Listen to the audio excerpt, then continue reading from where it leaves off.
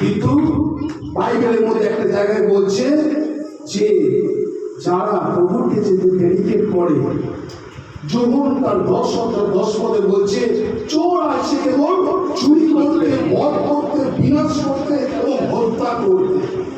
যিশু বলছেন আমি এসেছি জীবন দিতে, জীবনের উপর জয়। তাহলে শয়তান কি করছে? ডেস্ট্রয় করবে। আর প্রভু যিশু এসেছেন জীবন দিতে। আজকে এই ভাই বোন তারা যখন মানুষের কাছে যাবে, যারা দুঃখার্ত, অসুস্থ, হতাশা, ক্লেশা, তারা বলবে আমার কাছে সেই জীবন জল আছে, সেই জীবন জল প্রভু যিশু। সে পান করবে, সে কখনো বিস্মৃত হবে না, সে তার প্রতিদিন জীবন চলে উনি বলবে।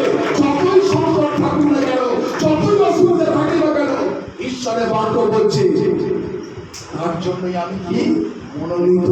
আজকে তাদের আহ্বান, তাদের জীবনে তার আহ্বান ঈশ্বর আহ্বান করেছে। আজকে সেই আহ্বানে বাইবেলের প্রথম থেসলোনিকীয় তার 5:24 পদে বলছে, 1 Thessalonians chapter 5 verse 24 বলছে, যিনি আমাকে আহ্বান করেন তিনি বিশ্বস্ত, তিনি তাহা করিবেন। হালেলুয়া। আজকে যিনি আহ্বান করেছেন, অর্থাৎ এই বাহ্যিকভাবে সমীর বাবু আজকে এখানে কিছু আমরা অভিষেকের প্রার্থনা হবে, সবকিছু হবে, কিন্তু আহ্বান প্রভু যিশু করেছেন। হালেলুয়া। যিনি আহ্বান করেছেন তিনি বিশ্বস্ত। যদি আমি বিশ্বস্ত থাকতে পারি, আমরা এক সময় কি হয় আমরা বিশ্বস্ত থাকতে পারি না।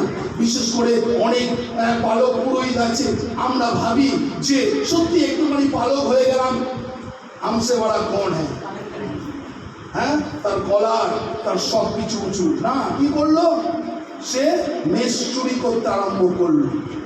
হ্যাঁ, মেষ এক একটা মন্ডলীতে যাবে, এক একজনকে চুরি করে চলো, ওখানে পয়সা টয়সা দিচ্ছে না, আমির কাছে এলে তুমি দুবেলা খাওয়া পাবে, টাকা পাবে, ডিএ পাবে এবং বাড়ি পাবে, নারীও পাবে। চলে এলো। এখানে বলছে কে দেখছেন? ঈশ্বর দেখছেন, তিনি বিশ্বস্ত, আমি তো বিশ্বস্ত। তারপরে দেখুন ওই জুন 10 অধ্যায়, তারপরে ওখানে 12 এবং 13 বলছে যে বেতনজীবী, অর্থাৎ আপনি পয়সা দিন আমি কাজ করব। প্রথমে যখনই কেউ যদি বলে আপনি প্রভুর কাজ করবেন, কত টাকা পাবো পার্থিবাবু? আপনার কিছু টাকা পয়সা দেবেন কি? বলছে যে বেতনজীবী সে কেন্দুয়াদের জন্য চিন্তা করে না, কেননা সে 80 যায় মাইনে পায়, টাকা দেয়, সে কেন্দুয়া এসে কি করে? চিহ্ন বিচ্ছিন্ন করে দেয়। কিন্তু প্রভু যিশু এসছে কি করতে? জীবন দিতে, জীবনের পরিচয়। তাই আজকে অনেক জায়গা আমরা দেখেছি যে প্রার্থনা, তাই না? এই রোমান এরকম মাথায় ঘুরিয়ে দিল, আপনি সুস্থ। এই রোমানটা যদি কিনতে চান 500 টাকা। প্রার্থনার জল আছে, আমাদের এখন তো জল নেই, এই জল, এই প্রার্থনার তেল আছে, এই তেল যদি নিয়ে যান 500 টাকা, এই তেলে আপনি ব্লেসিং করবেন, আপনি সুস্থ হবেন। চলছে না কারবার এরকম? হ্যাঁ, বাইবেল কি বলছি জানেন? তুমি বিনামূল্যে পাইয়াছ, বিনামূল্যে দাও। হালেলুয়া। ঈশ্বরের আশীর্বাদ আমি বিনামূল্যে পাইয়াছি, বিনামূল্যে দেবো। কেননা বাইবেল বলছে বিভিন্ন জায়গাতে যে আমরা জানি প্রবাদ কথা, মানুষ দিলে কুলায় না আর ঈশ্বর দিলে কুলায় না। হালেলুয়া। তাই আজকে আমি একটাই বয়সে 31 বছরের মিনিস্ট্রি জীবনে আমি দেখেছি যে খ্রিস্টের নামে আপনার দরবারে কেউ ভিক্ষা চাইতে আসে না। খ্রিস্টের নামে কেউ ভিক্ষা চাইতে আসে না, কেন আমি হচ্ছি রাজার সন্তান, আমি রাজার ছেলে।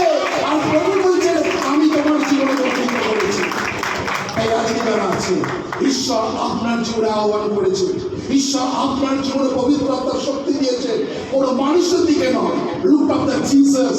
আমি যিশুর দিকে যদি তাকাই, যিশু বলেছেন আমি তোমার হাত ধরেছি, আমি কখনো ছাড়িব না, আমি কখনো ত্যাগ করিব না, তোমার নাম হাতেতে আমি খোদাই করে রেখেছি।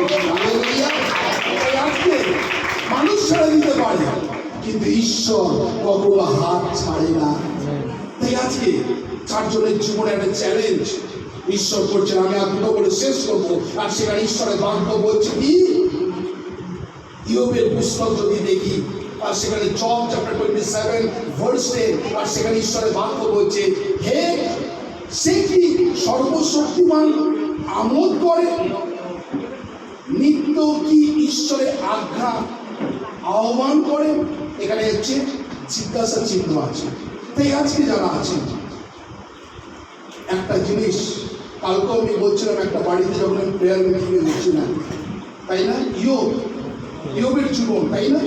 আচ্ছা, ইয়োব তিনি ধার্মিক ছিলেন, কুক্রিয়াতাকে ছিলেন, সরল ছিলেন, বিশ্বস্ত ছিলেন, তিনি সব ছিলেন। থাকার পরেও ইয়োবের জীবনে তিনি পরীক্ষায় শেষ ছিল না।